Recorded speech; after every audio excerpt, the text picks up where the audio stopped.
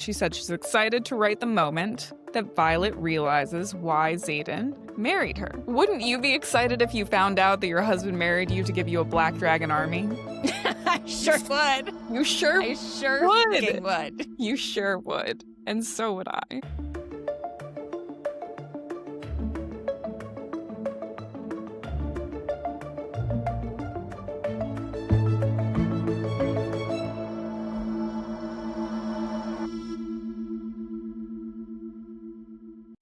Ask and you shall receive.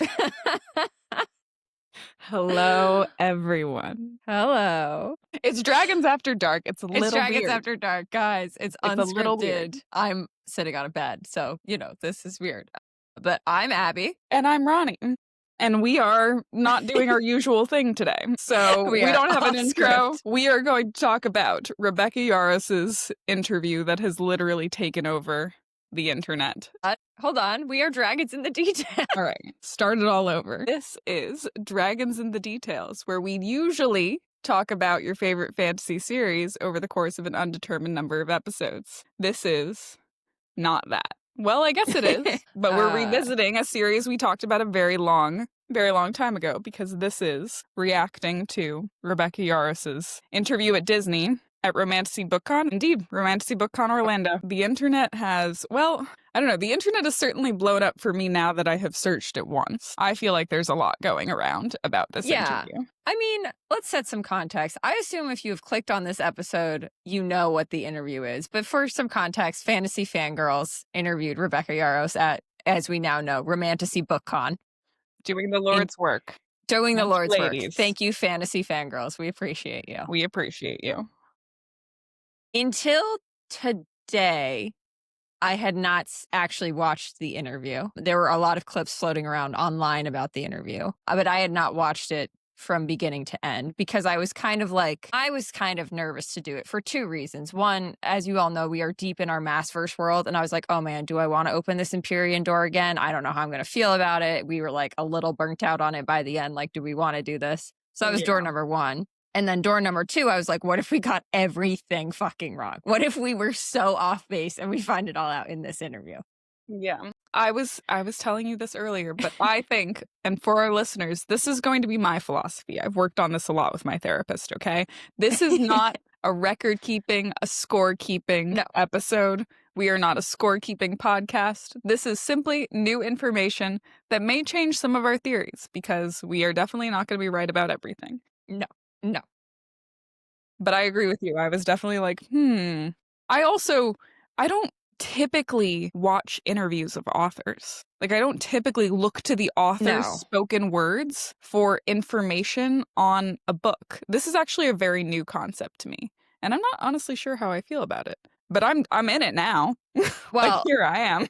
Yeah. I mean, I have a couple of things. So first of all, I watched the interview and then I was like, what the fuck was I thinking? I love this world. So then I obviously went back and reread the throne scene because I had to for research purposes, obviously. Yeah, of course. And then I love the way Rebecca does an interview, and holy shit, did she give us a ton of information. Yeah, I know it doesn't seem like she did, but I think she gave us so much information in that interview.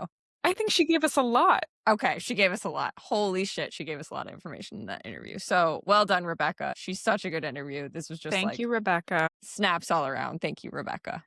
Really quick, we just have to say before we get into this, because I'm really worried that we're going to forget, there are spoilers for all three Empyrean books. Oh, yeah. Fourth Wing, Iron Flame, Onyx Storm. I know this is an informal episode, but I just want to make sure everybody is aware. If you continue listening, there will be spoilers. We're going to talk about everything. We also curse. So this podcast is rated R.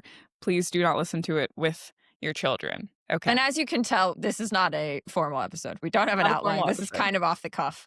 We haven't super prepped, so this one's just going to be loosey-goosey, guys. But we definitely have thoughts and reactions, and it'll be fun. Yes. Okay. Should we just step through like everything she said and decide whether we care or not? Yeah. Do you want to go through like every single question? We could go through every question and decide if we're going to talk about it. I mean, I think there are some things where we could just have like a one-line reaction and it's still fun. For example, her reaction to Opalite was like, there's no way Taylor Swift knows my name. Taylor Swift read your book, ma'am. There's no way, listening to that album, that Taylor Swift has not read the Empyrean series and the works of Sarah Janet. There's no way. Yeah, I agree. I agree. I mean, But I don't know there is a Taylor. way. I don't know whether Taylor Swift is reading these books, but the fact that Rebecca Yarros is like, there's no way she knows my name. Ma'am. No, I think she probably does. She What did does. you make? Because I'm not the Swiftie. I think our listeners know that. What did you make of the Life of a Showgirl song that describes book 4 being canceled? So I do think that this is something we talked about and were spot on about. So canceled, have you heard the song? No, I don't know. So the concept of the song is basically because Taylor Swift has had so much experience being canceled herself. It's Mhm. basically her saying that she likes her friends canceled. Like she's down for her friends to have quote canceled reputations because like fuck it. Everybody gets canceled. It's kind of like a fuck you to the just media and society at large. So the whole chorus is good thing I like my friends canceled. So I think that this is really about, and she said this, right? Like Violet being left in this very precarious social situation with her friends and her, all who are going to be under massive scrutiny because Xaden just like massively venined in front of everyone. Massively venined. Turned the whole valley dark. So yeah, I think it definitely had notes of what we were talking about with her having a very tough first few chapters, at least, if not the full book. That makes sense from a friend's perspective. I'm also thinking about it from like a political perspective because, yeah, as you said, Yeah. Xaden, not Venin, Xaden massively Venin all over the valley. But like, yeah, like everyone in a position of power in Orisha is going to be really fucking pissed at her, in my opinion. Yes. Or, absolutely. yeah. So cool. All right. Now we learned something today. Yep.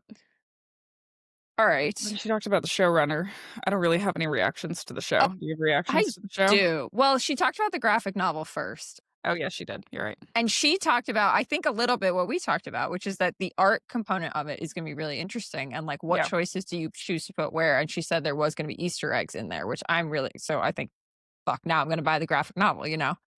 Oh, yeah. I mean, she knows what she's doing. She knows what she's doing. She does. But she said I think that's not even going to come out till after book 4. So we'll have to see about that. Yeah. I feel like that's intentional. I feel like there's going to be some visual stuff in there. Definitely. I do have thoughts on the showrunner, and they're not good thoughts, unfortunately. She said one of the new showrunners was the writer of Interstellar. Mm-hmm. I don't know if you know this about me. I hate Interstellar. I think Interstellar is one of the worst movies ever made.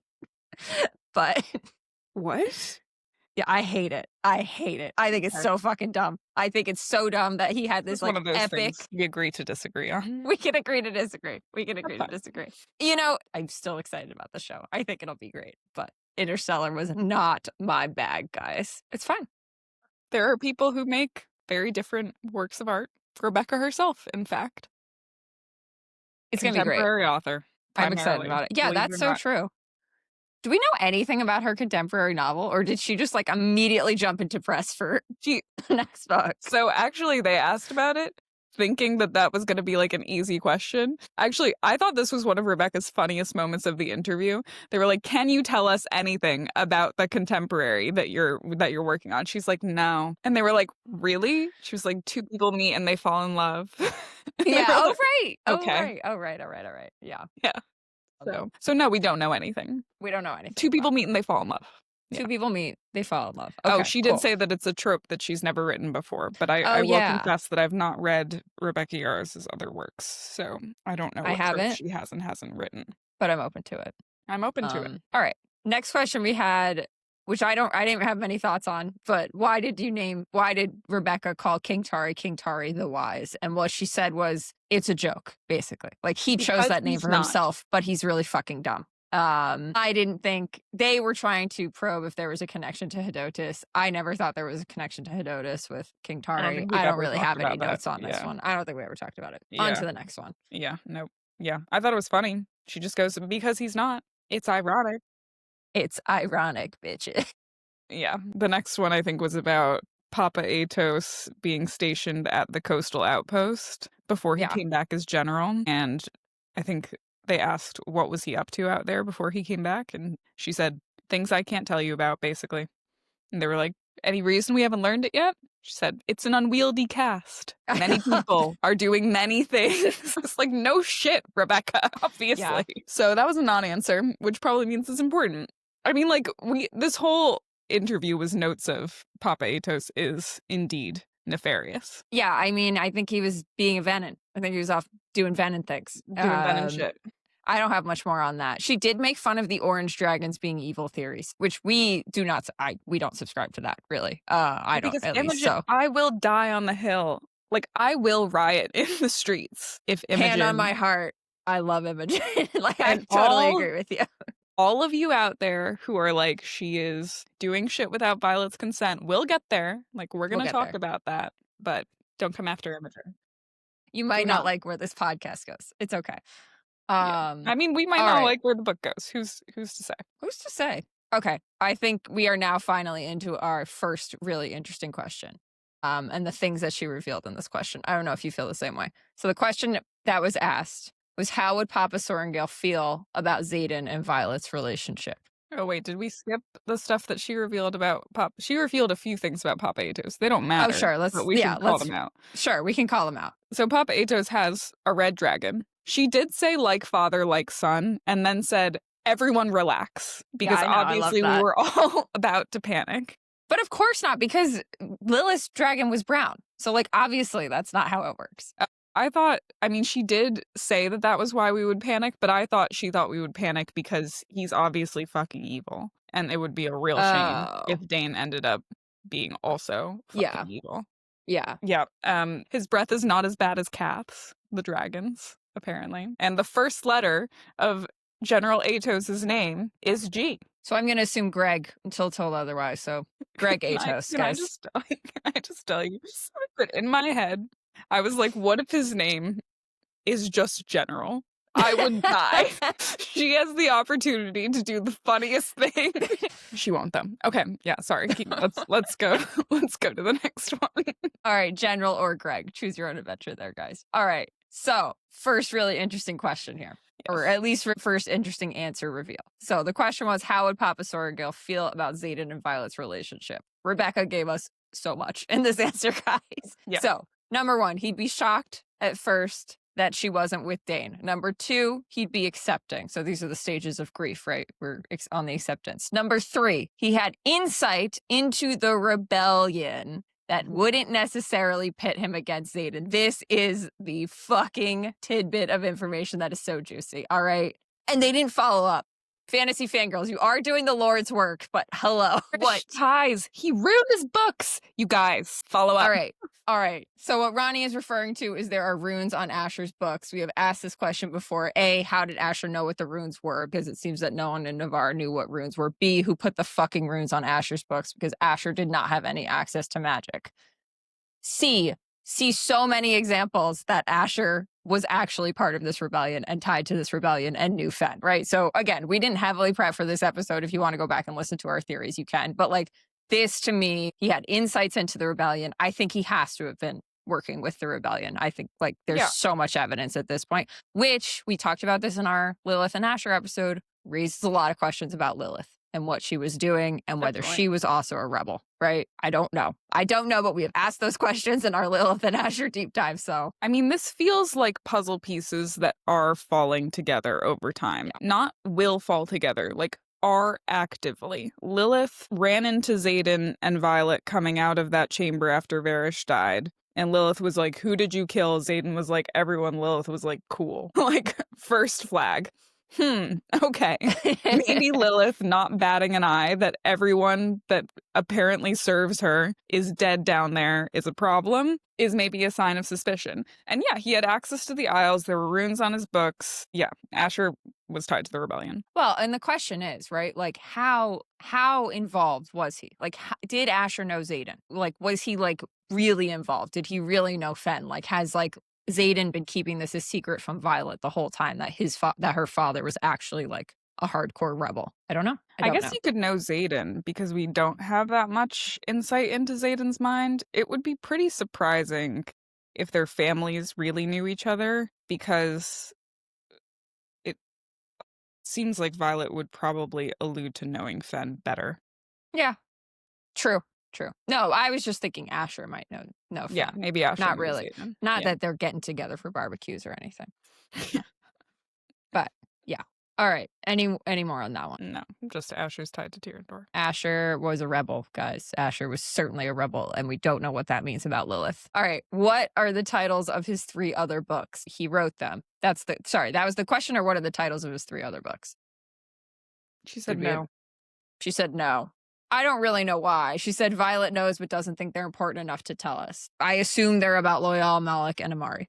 Like, that's all I got. I don't, like, if Violet doesn't think they're important enough to tell us, I don't think they're that important. But obviously we have a lot to know about the gods still. Yeah, and I think they'll probably be important later, and maybe she just doesn't know exactly how yet, so she can't really hint much. That's fine. I respect the fact that sometimes we're not allowed to know things. That's completely fine.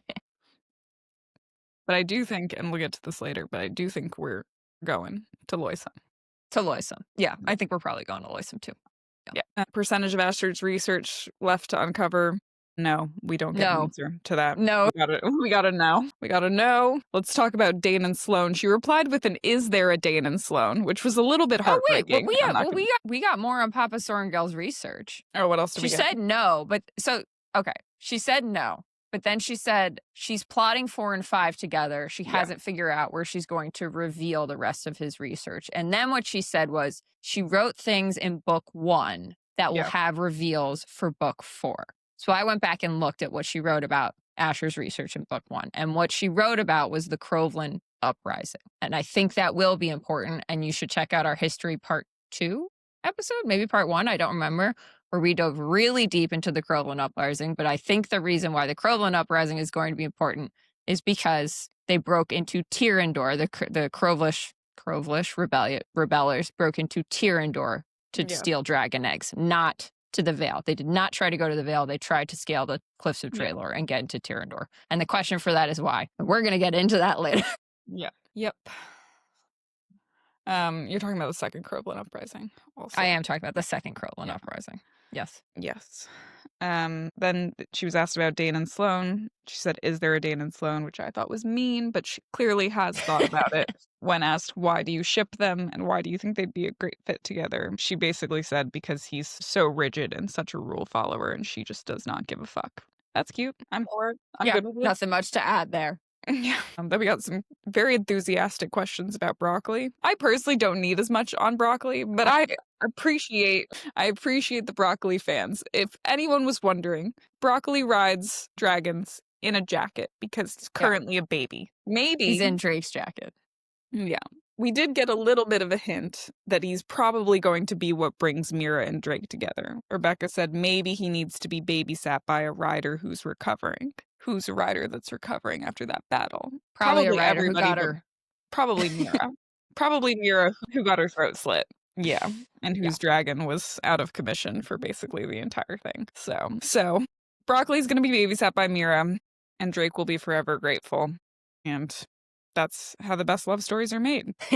Then we get a small segment about Broccoli being annoying because Broccoli is orange. It was like an actually very long part of the interview. Way too much of this interview spent talking about broccoli. All right. Yeah. All right. So for the next question, interesting things happened again, I think. So the question that was asked was basically, what is the process of being dedicated to a god? And what Rebecca said was, it depends on the level of dedication. So now we're learning there are levels of dedication. She says, were you taken to the temple? Were you just on the island? And then she says, do you remember what the priestess asked Violet when she first met her? Violet met 2 priestesses. I'm not 100% sure which one she's talking about, but the one the crowd. Do you dye your hair like us? Yeah. The one the crowd thought that she was talking about was when the priestess asked her, do you dye your hair like us? And Violet said no. What was it? Rebecca was then like, so do you know what that means? And the Fantasy Fangirl said something. And then Rebecca whispered under her breath. She said, no, something else. So there was something that they missed. Yeah. I think they said it means she was dedicated. And then under her breath, she said, no, something else. So what we talked about that line meaning was that this means that she was clearly dedicated on the Isles, On right? Because on Unreal. the Isles, they don't. On Unreal, they don't have to dye their hair. But we already knew that. Like, that was already kind of confirmed. Violet figured that out herself. Yeah. So I don't know if that is the reveal that Rebecca is going for here. Because when Violet is talking to Mira and Brennan about their father dedicating her, she says, no, he took me to Unreal. So I don't know if there's another reveal here or if that was just the reveal that she was referring to. But what that does mean, I think what we can confirm, what we've previously inferred, but what we can confirm is that you are only kind of permanently marked by a god if that happens on an Isle, right? So I know people have speculated that maybe Xaden has been dedicated to Loyal, and that's why he has the gold flecks in his eyes, right? And I would say this supports that theory that he was dedicated on Loisum, basically. Like, they think Talia might be from Loisum. I think this would support that theory if Xaden was dedicated on Loisum. I don't have anything else to back that theory up, but I think what we know now is that if you're dedicated on an Isle, you are permanently marked by that, basically. Yeah. That section overall was very odd to me because it felt like she was putting something down that was not getting picked up. I know. Specifically. But I did interpret it as, and I think she confirmed, like, I think she said specifically, what did the priest say to Violet on the continent, which would have been the hair dyeing. I can go back and check. Yeah. It was hard to hear, guys. Yeah, it was hard to hear. A hard interview to follow. It was hard. It was hard to hear. Watched a janky bootlegged version, basically. Yeah. But I agree. It was not really that much of a tell, unless she felt like maybe the question was kind of not actually that revealing and she was just explaining something that was not that hard to reveal. Because yes, like, we know that true permanent dedication has to happen on Unreal. On the continent or on an Isle. Yeah, sorry. Yeah. Dedication to Dune. Yeah. Has to happen on Unreal. There was a second part to this. Did you have anything for that? Yeah. All right. So she said, anything to do with magic in the Isles, I've already told you in the books. You just have to find it. So, do you want to go first here? Yeah, I think the magic is channeled through the sky. I think there's actually a couple options here, to be fair. So she said anything to do with magic on the Isles, how magic is channeled on the Isles, I've already told you in the books. You just have to find it. We see a couple times, I'll call like quasi-confirmed, one very much confirmed, a couple quasi-confirmed times that magic was used on the Isles. One is the fact that Violet can just speak with her dragons. That, I would argue, could just be Andarna, but still, like, the magic is moving through, like, where is Andarna getting the magic? Probably from the sky. And then the other is Violet accidentally lightning wielding, seemingly, on Unreal during the battle against the queen, in which, like, she basically, like, breaks this area of the arena. I forget, because I haven't read these books in forever, but seems like the magic is moving through the sky. I think this actually might tell us a couple interesting things, because if you remember, the Isles seem to be completely drained, right? They go onto the Isles and they're super pale and they're completely drained, but Violet still seems to have access to some magic. I totally agree, it's coming from the sky. And maybe this is obvious. It seems like what has happened is there used to be magic in the land of the Isles. The Venin have come through. The Venin might still even be there. We think that for Hedotus, and have drained the Isles of the magic in the land, except for Zahelna. Maybe they haven't gotten there yet. Maybe it has something to do with the Irids.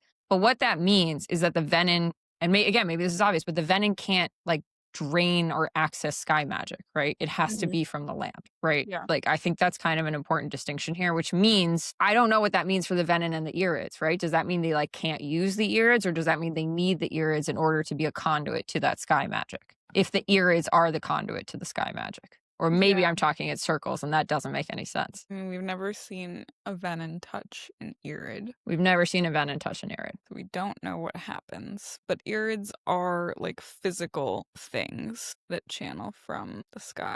I don't know. Presumably. We don't know that. We're just assuming. We're assuming. We're assuming. We're assuming. We're also assuming. We are assuming on the sky thing. Like, I feel pretty good about that being the case, especially since Violet commands the sky.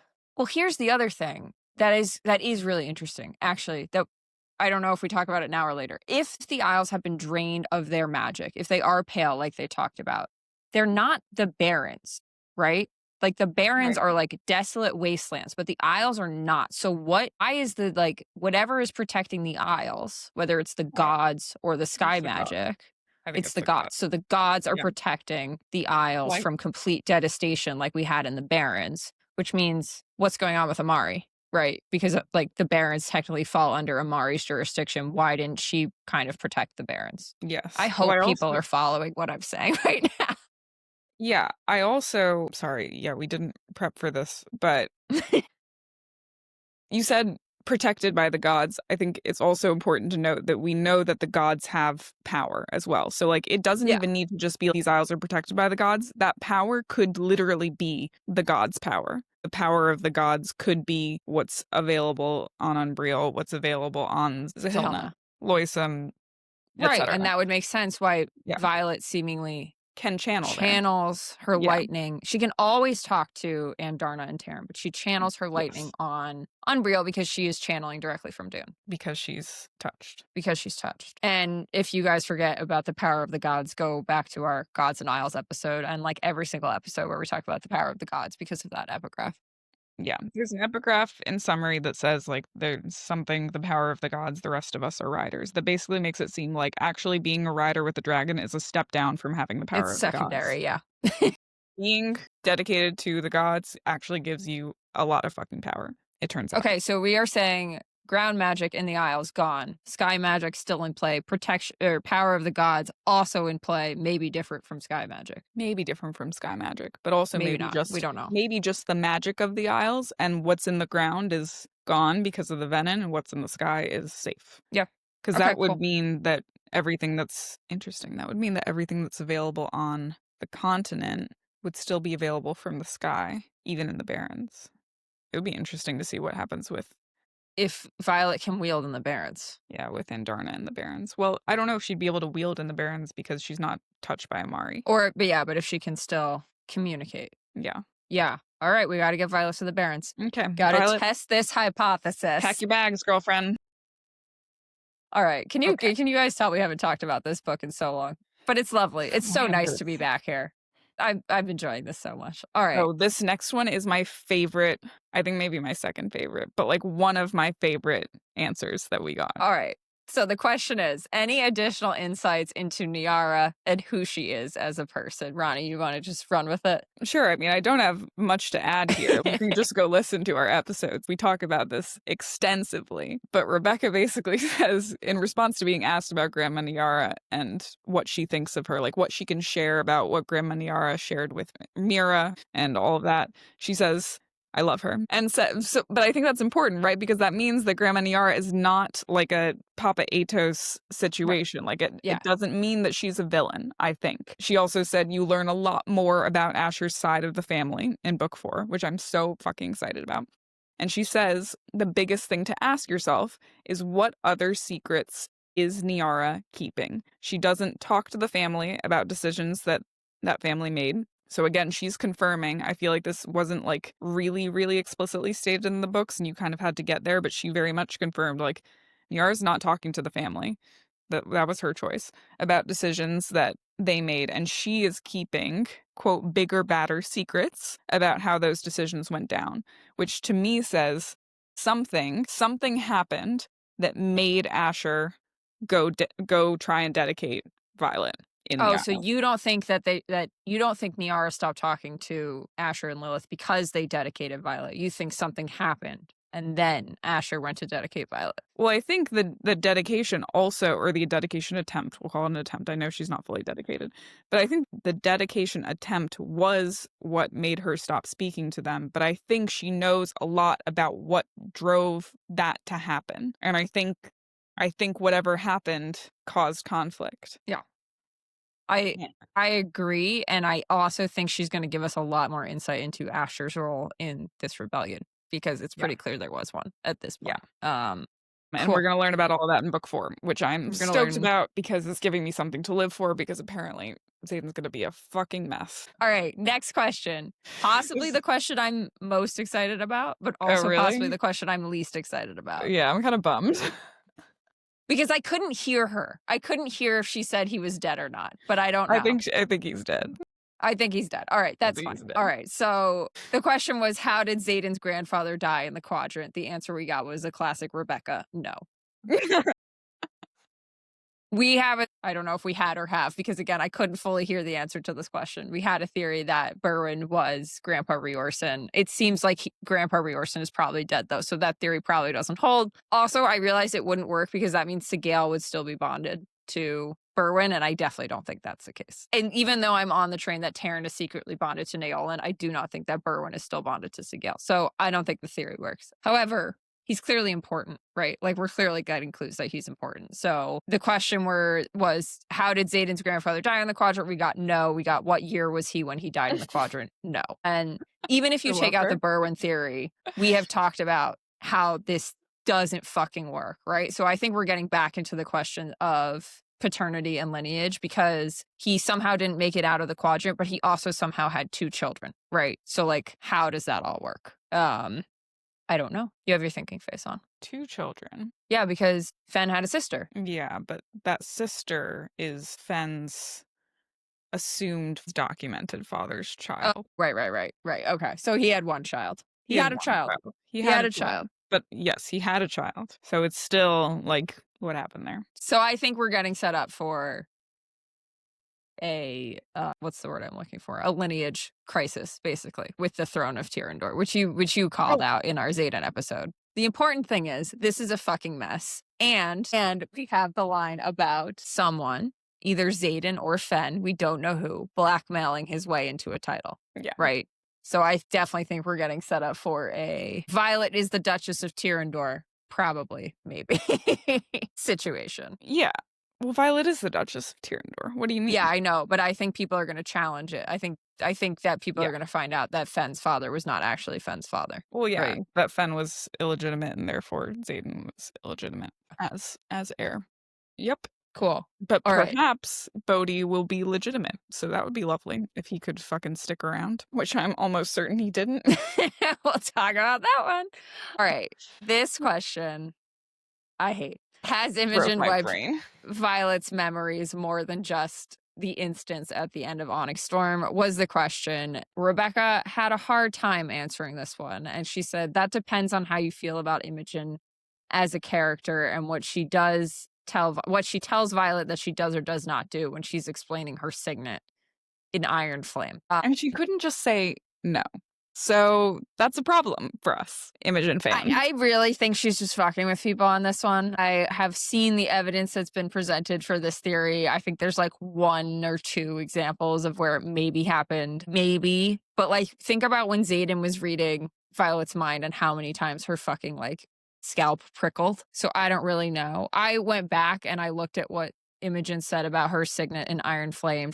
She said, I can wipe short-term memory if we're seen. I'm the last line of defense around here. I don't know what that means. I'm the last line of defense around here. I don't know what that means.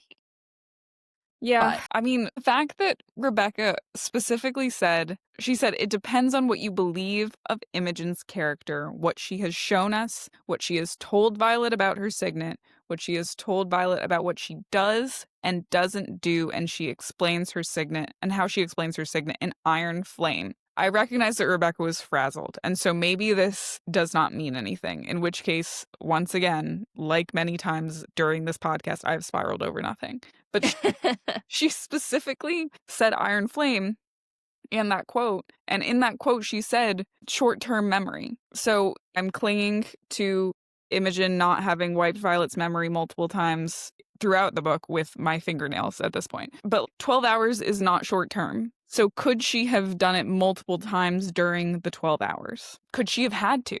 Like, I don't know that it would have worked. I mean, we've talked about this at length, so you should go listen to our ending of Onyx Storm. I think that's when we covered it. Episodes. Yeah, I think so.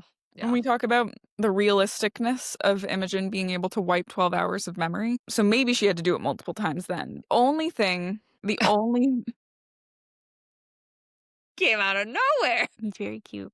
Thank you. The only thing that I could possibly be okay with when it comes to this theory, I've thought about it a lot, is in Iron Flame is when Violet and Xaden are having this whole crisis over, like, secrets. How much do I deserve to know? I deserve to know everything. Xaden says, you deserve to know anything that affects your agency, but, like, I can't tell you everything. Like, if Violet and Xaden came to an arrangement where Xaden would tell her things and then she could decide, okay, I'm going to, like, I understand that it's dangerous for me to know this. I agree to forget this. And then, like, Xaden calls in Imogen and then they agree basically to, like, wipe that piece. Yeah. Then I could be okay with this. And I could also see that, honestly, for Violet and Xaden. And we wouldn't know that because this entire thing is in Violet's POV. So we would never even know. They would have arranged it so that Violet would never really know that she, like, came to that agreement. Right. She would just agree to it and then it would just be, that would be it. So if it's consensual, yeah. But like if it's not, we are dealing with like an unforgivable act from a very beloved character. And I don't like to read my books that way. If you do, power to you. Yeah. All right. Any more on Imogen? Oh my God. We're like not even halfway through the question. I don't think I feel like we've gotten through a lot of the big ones. No, I'm good. All right. I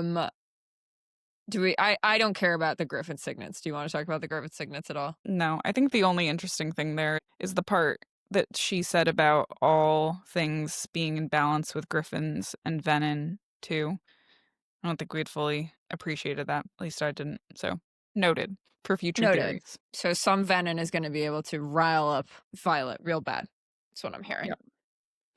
Okay. Shimmering onyx wraps around my mind. Shimmering onyx wraps around my mind. All right. I think what Rebecca revealed here is so interesting because she was asked a question about the bond between Violet and Xaden, and she answered the question talking about the bond between dragons, the mating bond between dragons, right? Yep. So the question was the throne room scene Xaden or Violet's signet or their bond? And Rebecca said their bond. We're going to learn a lot more about bonds. Remember, what she said was there's another pair of dragons. This is not a pair of dragons. She said there's another pair of dragons out there that can communicate over long distances. All right. Because you'll learn more about how partner bonds work. There are other dragons who have bonded. Other dragons for longer.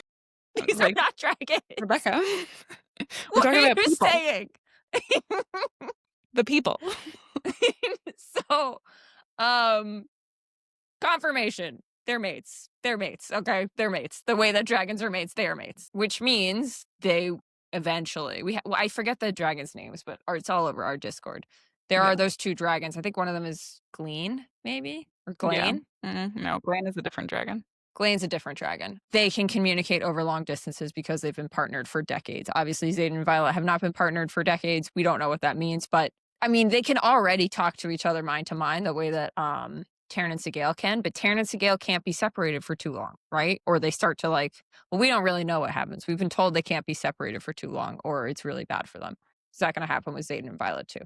I don't know. No. This is an off-the-cuff episode, guys. Off the cuff. And we also don't know the state of Tyrrendor and Sigale bond.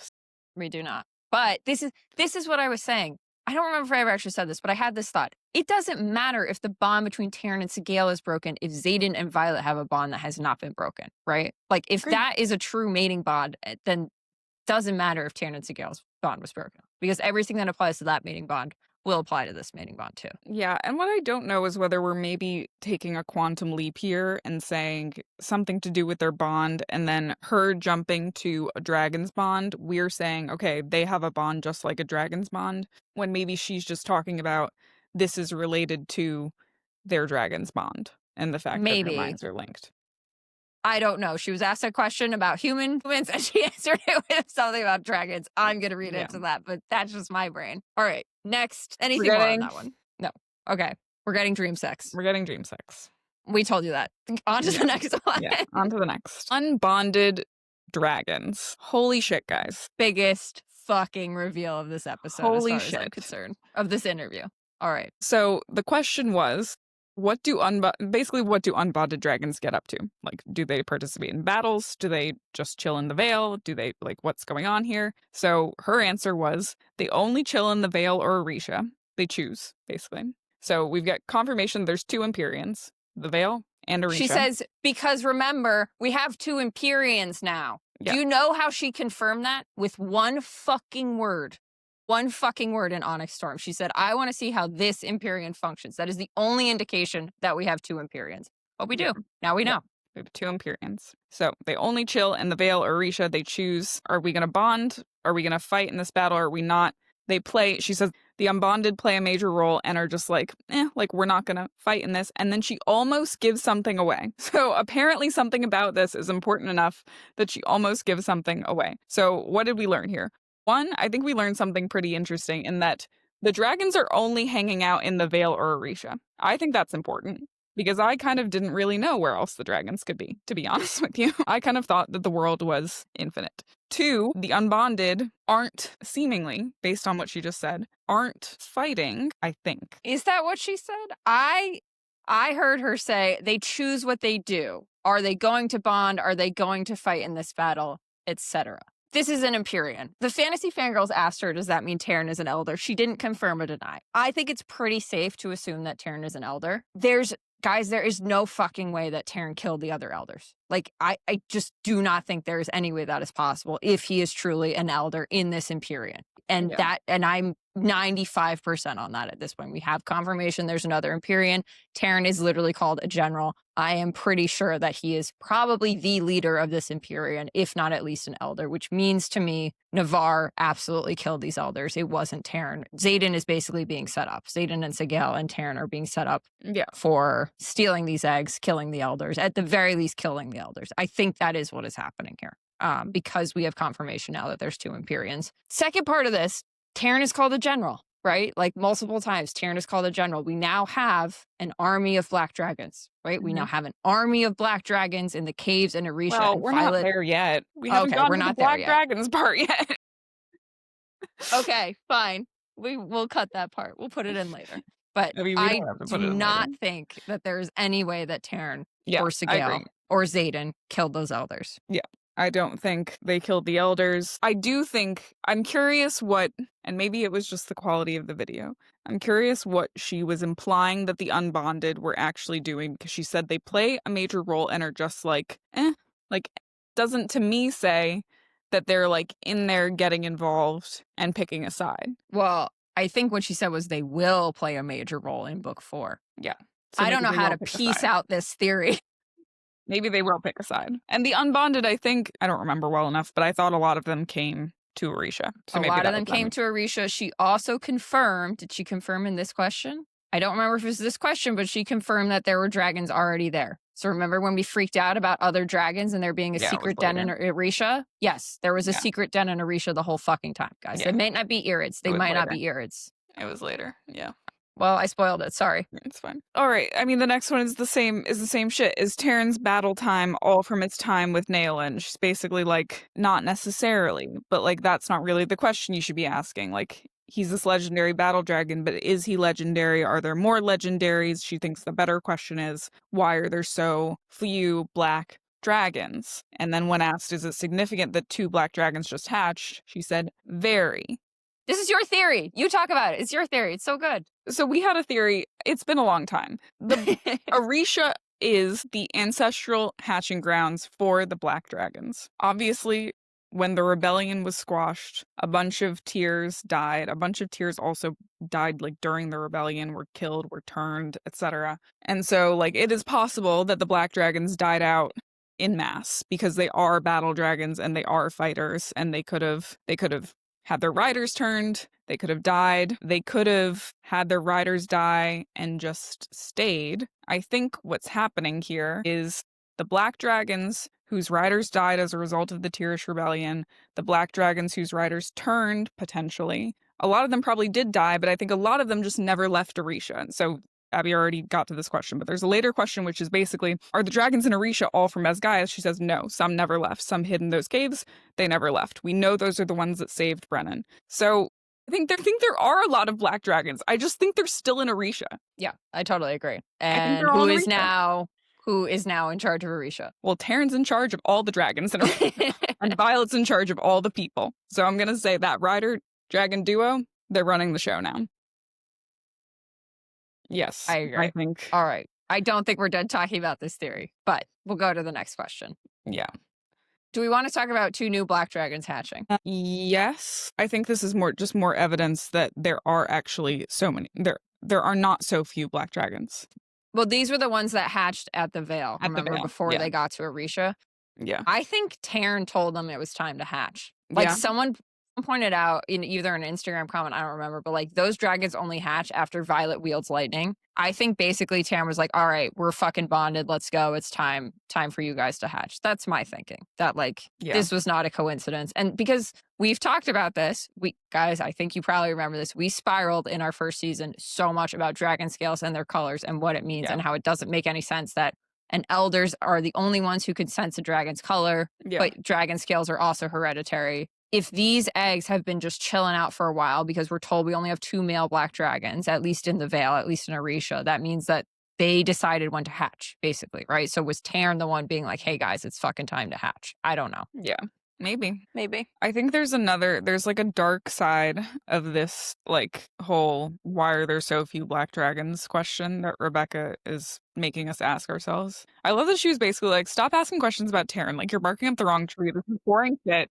Start asking These are the questions you should ask me. Start asking questions about where all the black dragons are. The Tyrrendor Rebellion, this Tyrrendor in particular, probably had a lot of people turn. And there was another question, sorry for fucking up the order of all the questions, about the wyvern fire colors emulating dragon colors. And she was pretty cryptic on this, but she was basically asked, like, do the wyvern fire colors match up to the dragon colors intentionally? She said one would assume. And then she was asked, is it significant that we've not seen black or brown yet? And she says yes. And so a very dark version of this is, did so many black dragon riders turn that now the Venin just have black dragons already on reserve? And that's why there's no black fire wyvern.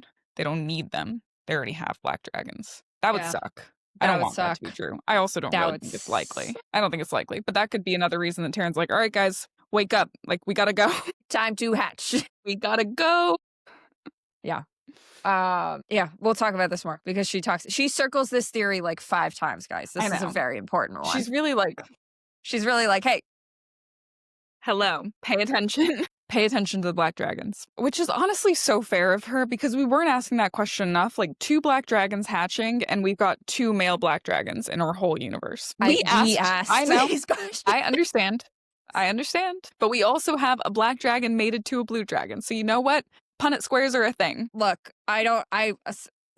someone should go back and count how many minutes we spent talking about this exact topic, okay? Because like we thought we were crazy at the time. We were like, surely this will not be important. All right. The next question she asked, I think, was, she was asked, does Bodhi have a thing for Violet? And she said, Bodhi has a thing for what Xaden has, but he doesn't want to. This was a strange answer. Did you? Well, I thought it was a strange answer because Xaden does not actually have that much. And the things that he does have are basically a province, which Bodhi doesn't fucking want. Bodhi says, I don't want your fucking province. Word for word. Violet. And that's kind of it. I agree. It was a strange answer. Right, because we are explicitly told by Bodhi that he does not want his fucking province. I have seen a lot of confirmation online that this means Bodhi's the brother. I don't really know how people are like drawing that conclusion. I 100% think Bodhi's the brother, but I'm not really sure why this line is the line that makes people certain of that. But maybe I'm just missing something. I do think that this answer has like little brother always a step behind vibes to it, in that it would make sense that he's always kind of in Xaden's shadow, like wanting to be Xaden, like wanting the confidence of Xaden, wanting to follow his path. I also think that it's pretty clear in Onyx Storm that he's like really wants Xaden to like hold his shit together and does not like the path that he's currently on. So I don't know. I thought that Bodhi in Onyx Storm was more of a if you die, I die type of vibe than I want what you have, but I'm not the author. So I don't know. All right. Anyway, I still think it's Bodhi. This changes nothing, in my opinion, about any of our theories. Yeah, that's how I feel about this answer. Yep. Fen shot Brennan with an arrow. Confirmed. Anything you want to talk about there? I don't think that changes anything with our Naolan theories at all. No, I don't think so. I am still confused about the events that led to Brennan's death. This does not change that for me. Yeah, I agree. That's it. We already talked about the wyvern fire emulating dragon colors. Did you have anything else on that? No. I thought the next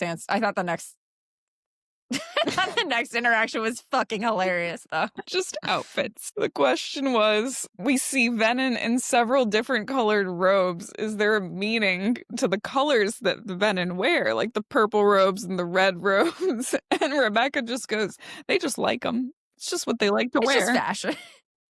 It's fashion. Xaden's probably going to wear black.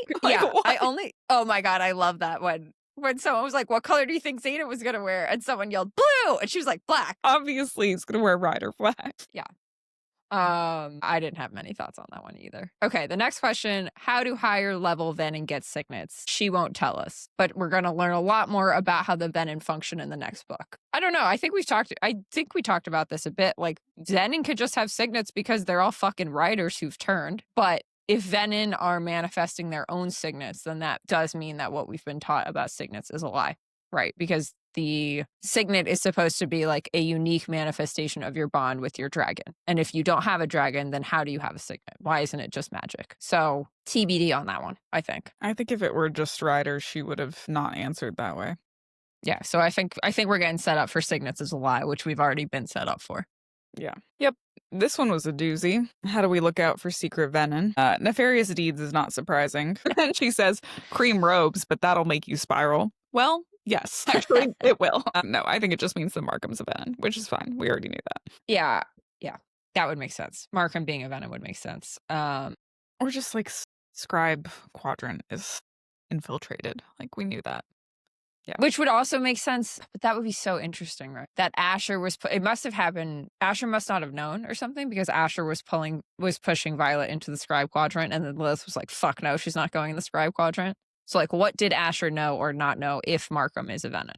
I think is the question there. I don't know, because I kind of feel like it was a sharks everywhere situation for both Lilith and Asher. Like, yeah, it seemed like they were more trying to optimize for her survival over, like, where they're going to be Venin. I don't know. Because, like, I mean, I guess we clearly Atos is also a Venin. Clearly Atos is a Venin. Like, if Markham's a Venin, Atos is a Venin. Yeah. And then anything that doesn't have Navarre's best interests, which I thought was interesting. Almost everyone, I would argue. Yeah, because Navarre, like, I guess it depends on what you define. We consider Navarre. We don't need to get into it. Basgaiath is a Venin school, okay, guys? Like, it's a Venin school factory. for Venin. It's a school for Venin. They're just Veninin all over the place there. Why did leadership want to keep Jack alive? She said some interesting things here. She said to study him to find a cure. She said maybe if someone you love needs a cure.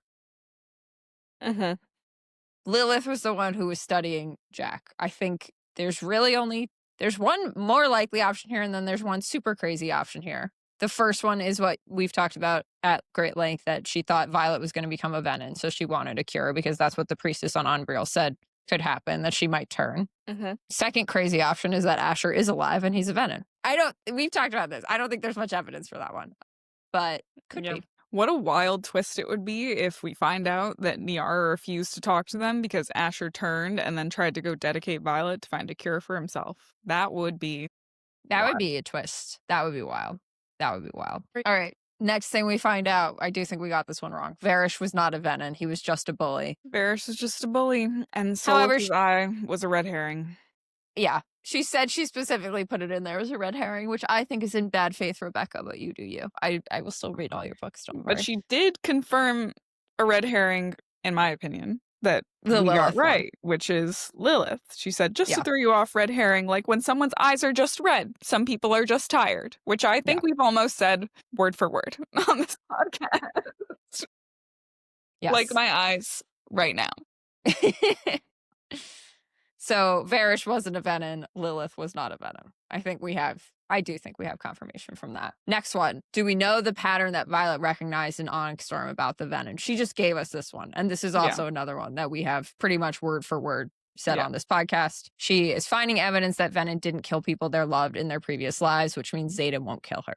So there's an epigraph about a woman not killing her family. We talked about it at length, probably again in our Venin episode. I don't remember. But yeah. We called that one. I don't know how else to say that. Yeah. Absolutely crazy plot twist. The Venin continue to love people after they turn. Or at least Right. or at least or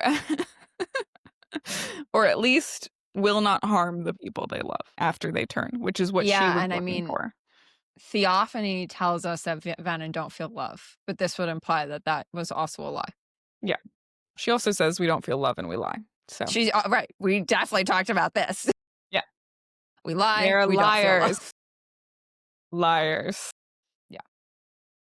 The Panchek thing I thought was weird, honestly. I thought so too. So, quick recap, because we are running kind of longer than I expected here.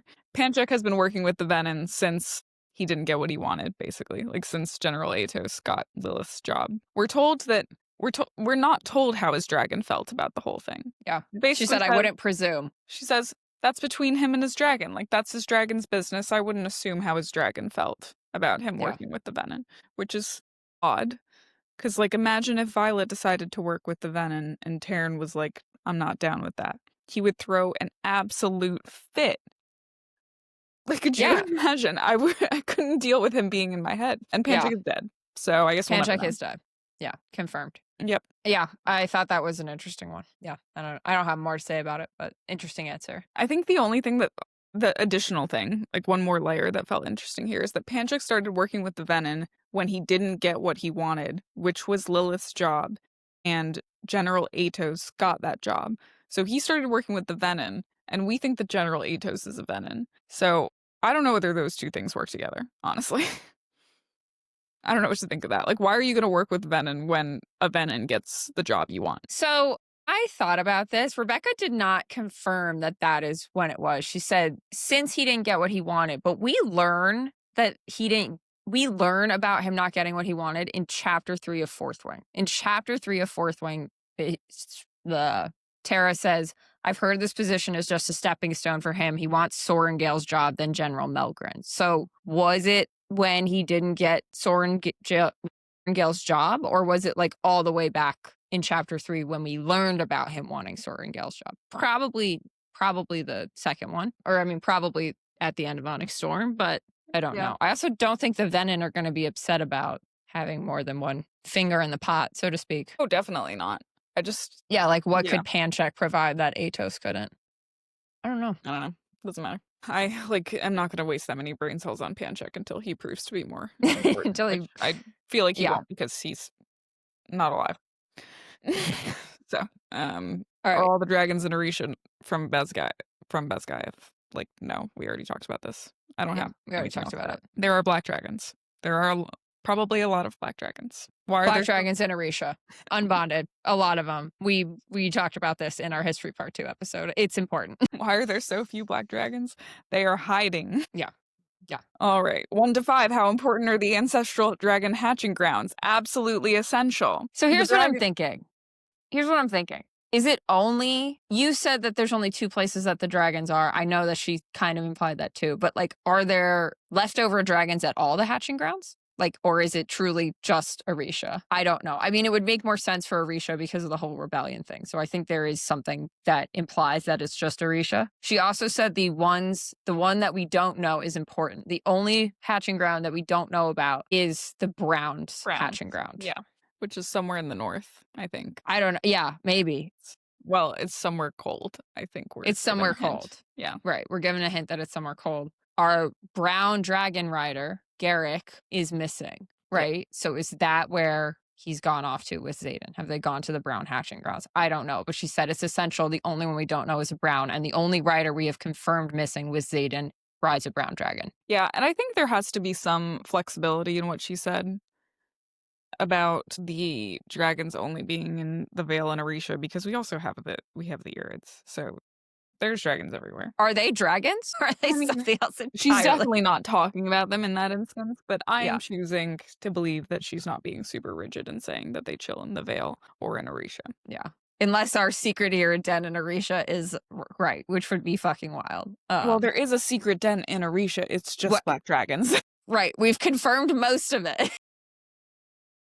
Yeah, cool. What would Loisam's trial be? No.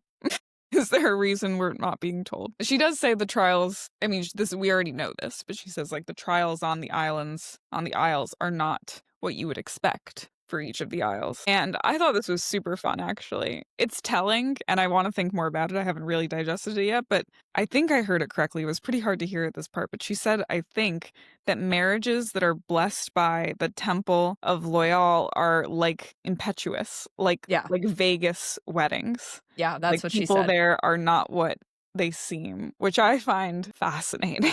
Like, Well, I'm now picturing Loisum like an adult amusement park, like casino like the Vegas Strip. vibe. Yeah. That'd be Honestly. great.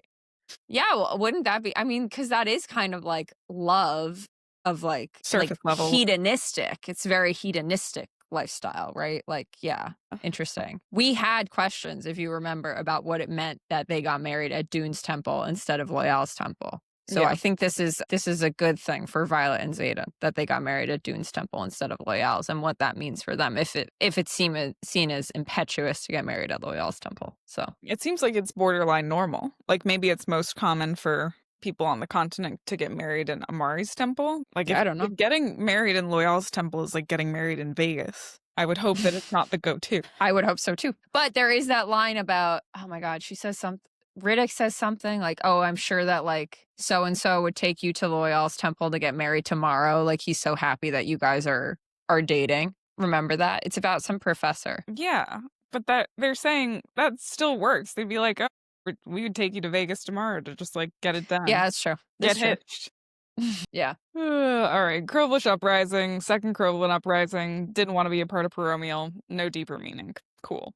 Great. I didn't even write that one down. Not telling us anything about people present for the wedding. We did No, learn. but go ahead. It was private for a reason, and that Dane is not the only memory reader, which I don't think we knew. I certainly didn't clock that. Who's the other memory reader? I also am like, okay, is that confirmation that Dane is with Xaden? If we're not even bringing Dane into this equation of people that could potentially be reading Violet's memory, does that mean we are confirming that Dane is not there to read Violet's memory?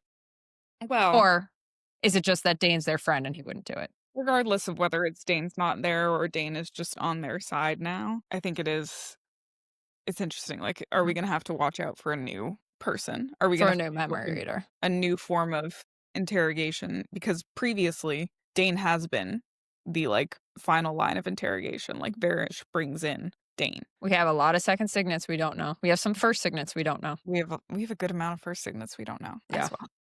Yeah. Yep. Okay. Taryn is tired for a reason other than battle. Absolutely. That's tough. But we knew it. She says to have faith. I'm trying. I have faith. You have more than me. We'll get to it. I think she confirms that this has a happily ever after in this interview, but we'll talk about it. It's not when she screams, have a little faith. No, it's not when she screams, have a little. Well, she does.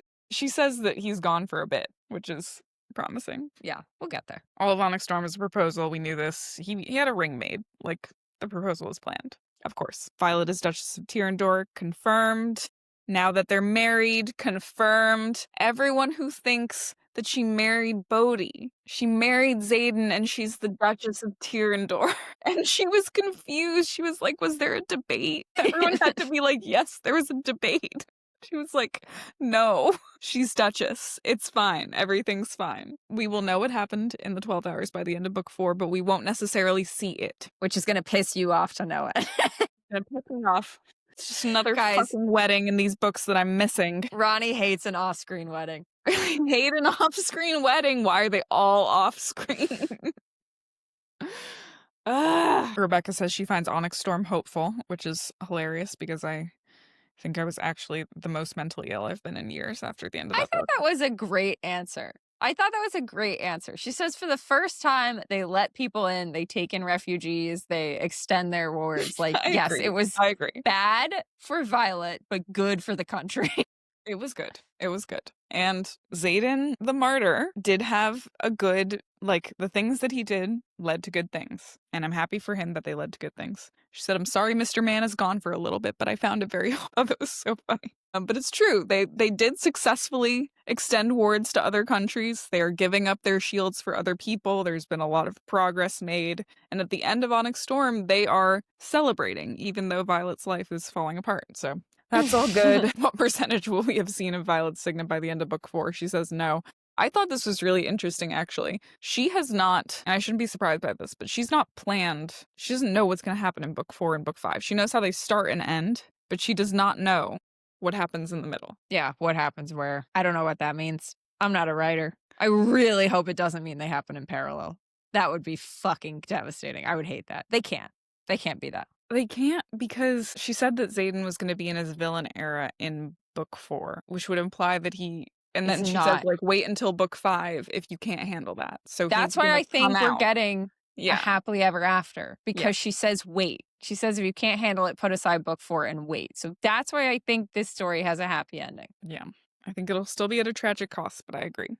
Yeah, it's not going to be all sunshine and daisies. I love this question. What moment was she most excited to write? She said she's excited to write the moment that Violet realizes why Xaden married her. Wouldn't you be excited if you found out that your husband married you to give you a black dragon army? I sure fucking would. You sure I fucking sure would. fucking would. You sure would. And so would I. I don't know. So that's it, guys. It's a black dragon army. That's the answer, okay? Also Talladium, but we've talked about Talladium so much. We don't need to talk about it here. It's got to be something slightly different, right? Because people are shouting Tyrrendor and like because he loves her, and she's like, no, there's many it's a black layers. dragon army. It's a black fucking dragon army. That is what he gave her. Black dragon army, secret black dragon army. Still raises so many questions. Like, I really do think that's what it is. But why does being Duchess of Tyrrendor give her that army versus just being Terran's rider? Right? Why is it her army at all? Why isn't it Terran's army? Like, what about that seat of power, which we've talked about? There's dragons on the throne, right? So it does imply that these rulers had a connection to dragons that maybe others didn't. But like, what is that history there where her being Duchess of Tyrrendor? And again, we don't know, but like I'm 95% sure on this. This is where we're going. What is it? What alliance did that ruler and those dragons come up with that she is now kind of in a position of power to parlay with them? Because I do think a big part of this book is going to be convincing them to fight, right? Like she had to do it with the Irids. It didn't work with the Irids. I think she's learned her lessons there. Maybe, I don't know. But like, I think a big part of this is going to be her having to convince the Black Dragons that it's worth fighting again, even though they lost so much in the last war, right? Yeah. And what does it mean? Yeah, I'm curious how this all fits together. If it's true, this is a theory, guys. Like, you know us, you know this. This is a theory. Xaden does not have a black dragon. Xaden doesn't have a black dragon. I know. So that's weird. We'll see. But he is bonded to Terran's mate, and Terran disappears all the time. Yeah. Yes. And Terran's dragon saves Brennan's life, and then Brennan joins the rebellion. Yeah. So there's enough. Right. Is Naolan leading this black dragon army at the moment? Like, no, I don't know. But like, maybe. Yeah. I don't know. Yeah, we're getting a black dragon army for sure. The title's 2 words. She won't tell us anything else. Multiple Dragon POVs in books. What? Dragon army. No. Would you care to share with the class how you felt about the interview? Very good. Very good. Title's 2 words. Black dragon. Dragon army. Dragon army. Secret den. Look, if we got that theory almost entirely right and the only thing we got wrong is that it's not Irids, I will be like fucking ecstatic. Truly. Yeah.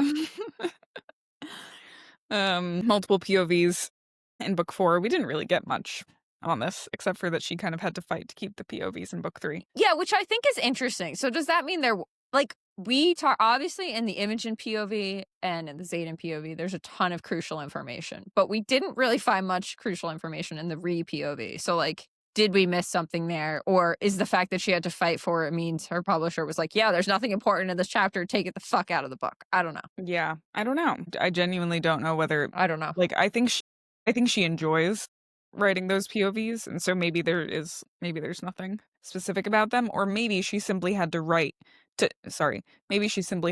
to keep them in, like, to keep that part of the story in somebody else's POV rather than just continuing in Violet's POV. Violet. Yeah, that could be. That could be. Yeah. Because they were like, this is weird. Why did you do this? And frankly, it did feel that way. It was a little weird. It was. I enjoyed it at the end of the day. While I was reading it, I was like, why the fuck am I suddenly in Rhiannon's head? And why does Firga sound like this?